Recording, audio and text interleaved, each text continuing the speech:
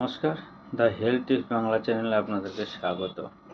প্রতিবারের ন্যায় এইবারেও অক্ষুদ্রা বা ক্ষুদ্রামন্দা, লস অফ অ্যাপাটাইটিস অর অ্যানোরেক্সিয়া, এই জিনিসটা প্রতিনিয়ত ঘটে চলেছে প্রত্যেকটা মানব দেহে। তাই এই ব্যাপারটা যথার্থ গুরুত্বপূর্ণ বিষয়, তাই আপনাদের সামনে কয়েকটা কথা তুলে ধরা হবে। প্রথমত হচ্ছে এই অসুখটা কেন হয়। পেটের বিভিন্ন রোগে ভোগা, যেমন অম্ল রোগ, পাকস্থলীর রোগ, অজীর্ণ, পেট ফাঁপা, যকৃত রোগ, কৃত্রিম রোগ প্রভৃতি থেকে ক্ষুদ্রামন্দার সৃষ্টি হয়। এছাড়া মানসিক অসুস্থতা, অত্যাধিক পরিশ্রম, অতিরিক্ত গুরুপাক ভোজন থেকে এই অক্ষুদ্রা হতে পারে। কোষ্ঠ পরিষ্কার না হলে এই রোগ হতে পারে। এখন প্রতিনিয়ত আমরা বাজারে খাবার কিনে খাই, তার ফলেও এই রোগ হতে পারে। মানে আমরা তো রিচ খাবার বেশি খাচ্ছি, তেল জাতীয় খাবার। প্রথমত হচ্ছে এই যে সময়টা চলছে মারাত্মক খারাপ সময়। একটা জিনিস আমাদেরকে খেয়াল রাখতে হবে যে বাজারের খাবারগুলো খাচ্ছি সেগুলো খুব ভালো খাবার নয়। মানে যত মুখরোচক খাবার হবে তার মানে কিছু মশলা মিক্সড করা আছে, সেই মশলা জাতীয় জিনিসগুলো কম খেতে হবে। এবং দ্বিতীয়ত হচ্ছে বাচ্চাদের যে প্রবলেমগুলো হচ্ছে, এই ক্ষুদ্রামন্দা, মেন প্রবলেম হচ্ছে ওদের যে কুরকুরে, চিপস বা লেস বা রিংস, যে সমস্ত খাবারগুলো বাজারে পাওয়া যাচ্ছে, এগুলোতে ফাইবারয়েড বেশি থাকছে, ম্যাগনেসিয়াম কার্বনেট এই জিনিসগুলো বেশি থাকছে, সোডিয়াম পটাশিয়াম এই জিনিসগুলো বেশি থাকছে, যার ফলে দেহর ব্যালেন্স বিগড়ে যাচ্ছে, তার জন্যে ক্ষুদ্রামন্দা হচ্ছে। এখন কয়েকটা রোগের লক্ষণ বলে আপনাদের। মোটেও খাবার ইচ্ছা জাগে না, কখনো অল্প খাবার খেলে ক্ষুধা নষ্ট হয়ে যায়, আর খেতে ভালো লাগে না। পেট ভার হওয়া, গা বমি দেওয়া, খাদ্যবস্তু দেখলেই বমি হওয়া, অল্প ঘর হজম, পেট ফাঁপা, পেটে ভুট ভুট শব্দ হওয়া প্রভৃতি থাকে, অনিদ্রা, দুশ্চিন্তা প্রভৃতি থাকে, শরীর দুর্বল হয়ে যাওয়া, ওজন হ্রাস পাওয়া প্রভৃতি লক্ষণ এই রোগে দেখা যায়। প্রথমে বলেছি বাইরের খাবার এবং চিপস জাতীয় দ্রব্য, যে সমস্ত জিনিসগুলো, ওটা তো মারাত্মক বেড়ে চলেছে, তার ফলে এই রোগগুলো আমরা দেখতে পাই আমাদের দেহের মধ্যে।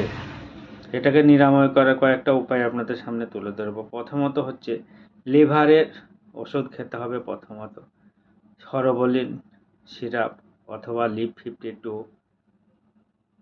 বা লিভার জাতীয় দ্রব্য, লিভার যে সিরাপগুলো পাওয়া যায় সেগুলো খেতে পারেন। এখন দ্বিতীয়ত হচ্ছে কৃমির ট্যাবলেট খেতে হবে। বাচ্চাদের জন্য কৃমির সিরাপ খাওয়াতে হবে 3 মাস অন্তর, তাহলে এই প্রবলেমগুলো সলভ করা যাবে। তৃতীয়ত হচ্ছে অল্প ঘর হজম, পেট ফাঁপা প্রভৃতি এই সমস্ত দেখা দিলে পারে কয়েকটা অ্যারিস্টোজাইম সিরাপ বা জাইম জাতীয় সিরাপগুলো খেলে আপনাদের পেট পরিষ্কার হবে, পায়খানাটা ক্লিয়ার হবে। মানে মেন প্রবলেম কি বলুন তো, পাকস্থলীতে খাদ্য আসার পরে, গহ্বরতে পাকস্থলীতে ঢোকার পরে ক্ষুদ্রান্ত বৃহদান্ত হয়ে পায়খানা দিয়ে বেরিয়ে যায়। এখন বৃহদান্ততে যেসব নাড়ি ভুঁড়োগুলো থাকে ওগুলোকে বৃহদান্ত বলা হয়। ওই নাড়ি ভুঁড়ির ভিতরে খাবারগুলো আটকে গেলে পরে এই প্রবলেম দেখা দেয়। এখন প্রথমত ওই এনজাইম সিরাপ খেলে পরে ওই পায়খানাটা ক্লিয়ার হয়ে যাবে, তাহলে এই ক্ষুদ্রামন্দাটা অনেক সময় ক্লিয়ার হয়। এবং লিভারটা প্রবলেম হচ্ছে, লিভারের জন্য ওই লিভারের সিরাপ খেতে হবে। আর কিডনির ওষুধ 3 মাস অন্তর খেলেই প্রবলেমগুলো দেখা যাবে না, আর মনে পুরোপুরি সুস্থ হওয়ার চান্স আছে।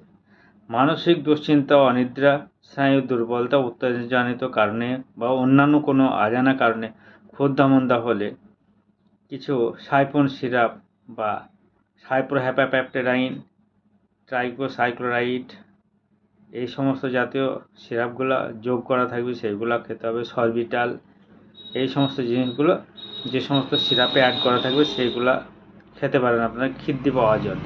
তবে কন্টিনিউ খেলে হবে না, মাঝে মাঝে খেতে হবে। এখন আমরা এখানে বাঁচার জন্য কী কী খাবার নিষেধ বা খাওয়া যায় সেগুলো আমরা বলি। প্রচুর পরিমাণে কাঁচা জল খাওয়া ভালো, এছাড়া গ্লুকোজের জল খাওয়া ভালো, ডাবের জল খাওয়া ভালো, মিজরির জল খাওয়া ভালো খাওয়া ভালো, কাঁচা কলা, পেঁপে প্রভৃতি ঝোল খাওয়া ভালো। মশলাদার খাবার, মাদক দ্রব্য, চা, কফি প্রভৃতি এইসব খাওয়া উচিতই নয়।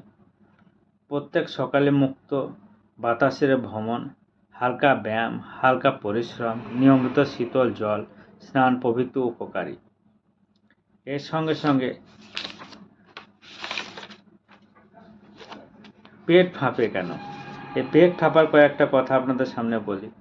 ওই একই সিস্টেম, ওই বাইরের খাবার খেলেই যে গ্যাস তৈরি হচ্ছে, fibre, potassium, sodium, magnesium, chloride, যে সমস্ত ফ্রিকোয়েন্সি আমাদের দেহতে থাকে সেগুলা আপ ডাউন হয়, যার ফলে এই পেটের গোলযোগ হয়। পেটের গোলযোগ হলে গ্যাস জমে, গ্যাস জমার ফলে বায়ু উৎপন্ন হয়, বায়ু উৎপন্ন হওয়ার ফলে আমাদের পেটের প্রবলেম হয়। প্রথমত এই জিনিসগুলো যদি আমরা মেনটেন করতে পারি তাহলে এই প্রবলেম আমাদের ভবিষ্যতে আর হবে না। যাক, এই পর্যন্তই। ধন্যবাদ।